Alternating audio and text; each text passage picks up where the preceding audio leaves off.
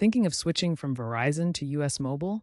Great choice for saving money without sacrificing coverage. First, let's talk about keeping your number.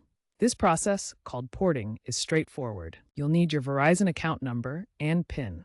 Make sure your Verizon account is active and not in collections, as this can cause delays. US Mobile's app or website guides you through the porting process, which usually takes 1 to 3 business days. As of 2025, success rates are over 98%, but patience is key. Remember, number porting is free and governed by FCC rules, giving you the right to easily switch carriers and keep your number. US Mobile now fully supports eSIM on most modern phones like the iPhone 15, Samsung Galaxy S24, and Google Pixel 8.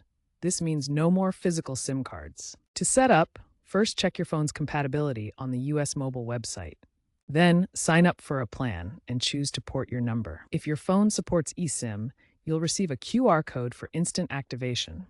This is much faster than waiting for a physical SIM. For data, make sure your phone's APN settings are correct. US Mobile is a bring-your-own-device carrier, so you keep your phone.